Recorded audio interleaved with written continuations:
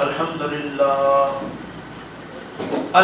لله نحمده ونستعينه ونستغفره ونعوذ بالله من شرور أنفسنا ومن سيئات أعمالنا من يهده الله فلا مضل له ومن يضلل فلا هادي له ونشهد أن لا إله إلا الله وحده لا شريك له ونشهد أن محمدا عبده ورسوله أما بعد فإن خير الحديث كتاب الله وخير الهدي هدي محمد صلى الله عليه وسلم وشر الأمور محدثاتها وكل محدثة بدعة وكل بدعة ضلالة وكل ضلالة في النار فأعوذ بالله من الشيطان الرجيم بسم الله الرحمن الرحيم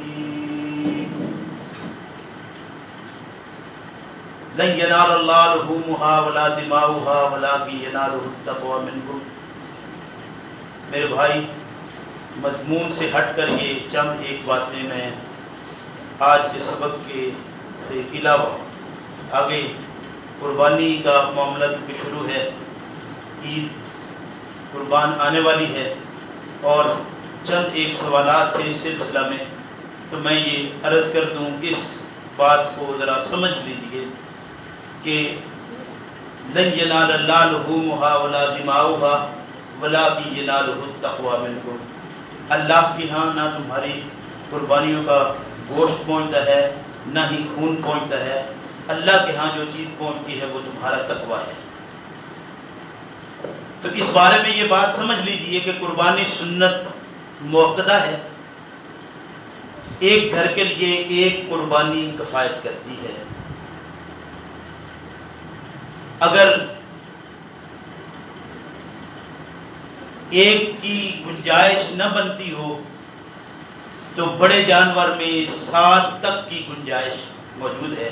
یعنی ایک آدمی بڑے جانور کو اکیلا قربان کر دے، 2 مل کر کر لیں، 3 مل کر کر لیں، 4 مل کر کر لیں، 5 مل کر کر لیں، 6 مل کر کر لیں یا 7 مل کر کر لیں.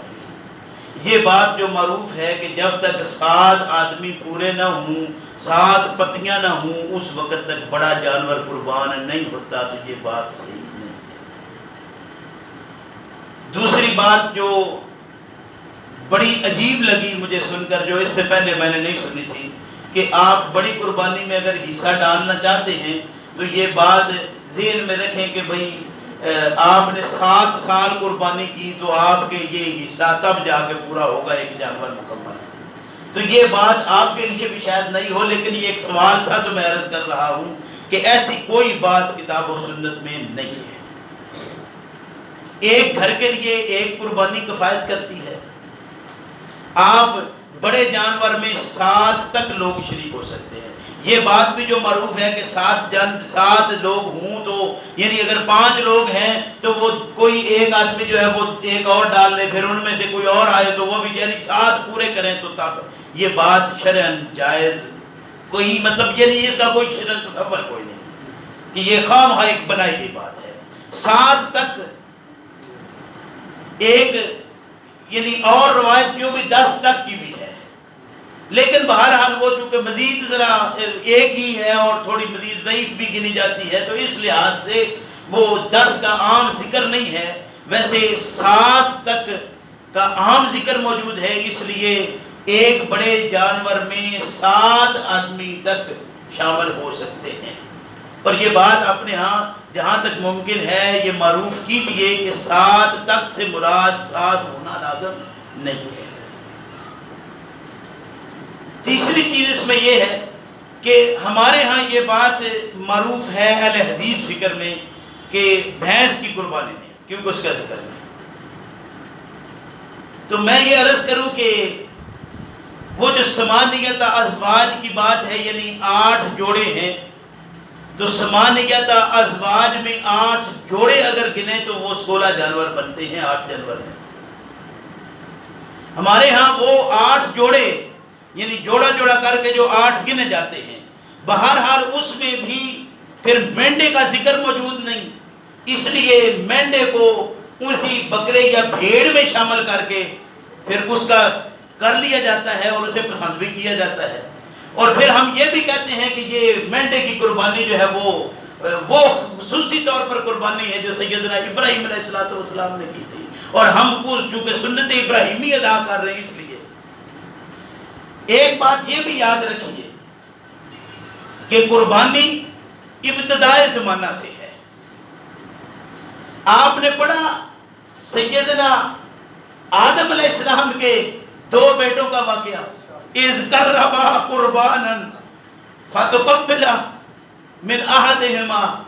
وہ جو قربانی تھی وہ تو ابتدائے زمانہ سے ہے، یہ آج کہاں ہے؟ یعنی یہ شروع سے چل. اب یہ سوال ہوگا کہ کیا سارے اسی طرح کرتے تھے؟ تو میرے بھائی زمانے کے لحاظ سے جو بھی ان کا سلسلہ تھا قربانی بہرحال پہلے بھی تھی.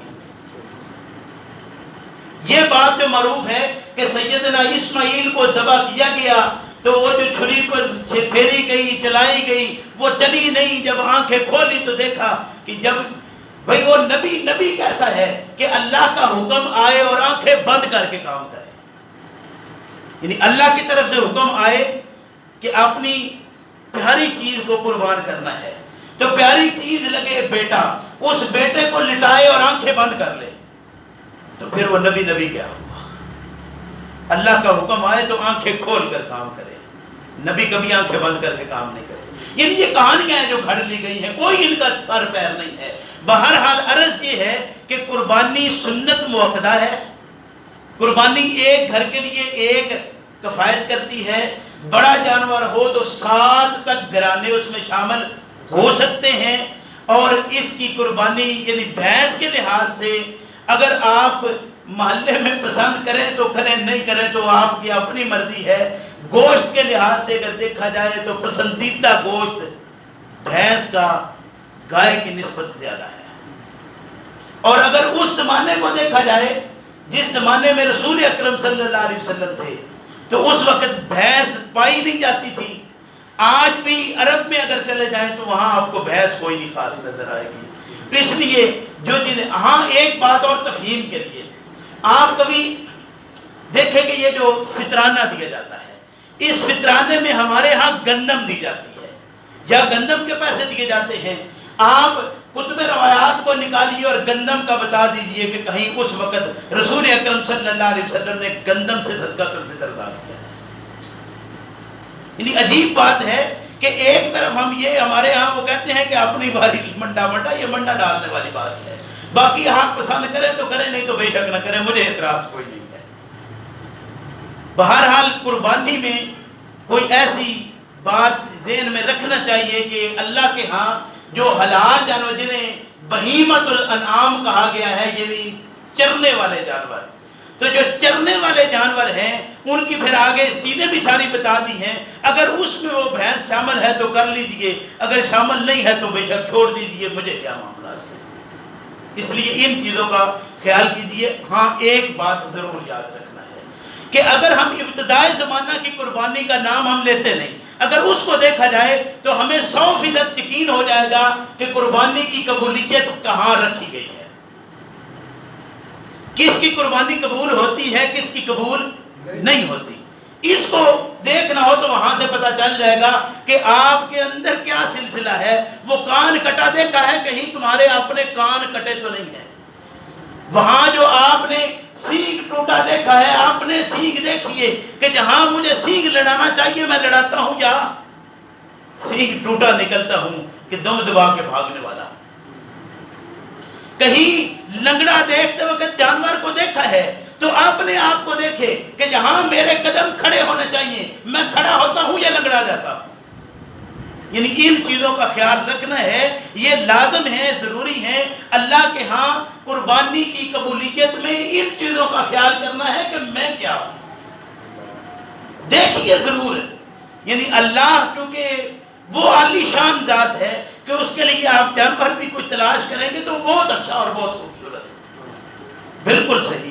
لیکن اس کے ساتھ اپنا احساس بھی کرنا ہے کہ میں جو کر رہا ہوں، میری جو زندگی گزر رہی ہے، میرے جو کمانے کے ذرائع ہیں، میرے جو خرچ کے ذرائع ہیں، میری جو نیت اور ارادہ ہے، میں اپنی کس نیت سے زندگی جی رہا ہوں. اپنی پوری زندگی کا احساس کرنا ہے. کہ میں زندہ ہوں کس حساب میں، میں کھاتا ہوں کس حساب میں پیتا ہوں کس حساب میں رہتا ہوں کس حساب میں. اپنا ایسا کرنا ہے ہر وقت. اللہ کے ہاں یہی چیز ہے. فرمایا لن ینال اللہ لحومھا ولا دماؤھا ولکن ینالہ التقوی منکم. اللہ کے ہاں تمہارا تقوی پہنچتا ہے اور اپنے آپ کو تقوی میں لائیے. التقوی ہاہنا، التقوی ہاہنا، التقوی ہاہنا. رسول اکرم صلی اللہ علیہ وسلم نے تقوی کے متعلق ظاہری شکل و صورت کا نہیں دکھایا کہ داڑھی کتنی اچھی ہے، شلوار کتنی اونچی ہے، سر پہ ٹوپی کیسے پہنتا ہے، پگڑی کیسے رکھتا ہے، چلتا کیسے ہے، پھرتا کیسے ہے، نمازیں کیسے پڑھتا ہے، یہ ورد کتنا کرتا ہے، یہ کس طرح تسبیح کس طرح چل. نہیں، التقوی ہاں ہونا، تقوی کا تعلق دل کے ساتھ ہے. اور اپنے دل کی زمین کو صاف کیجیے. اللہ کے فضل و کرم سے قربانی بہترین ہو جائے گی. اللہ مجھے آپ کو عمل کی توفیق عطا فرمائے. یہ باتیں تفہیم کرنا ہوں تو اپنے دل ہی سے پوچھ لیجئے. کبھی اپنے دل کو ٹٹولیے. اگر یہ دل کی زمین صاف ہوئی تو یہ خود بخود بتائے گی کہ ہم کیا کر رہے ہیں اور ہمیں کیا کرنا چاہیے. ربنا لا تزغ قلوبنا بعد إذ هديتنا وهب لنا من لدنك رحمة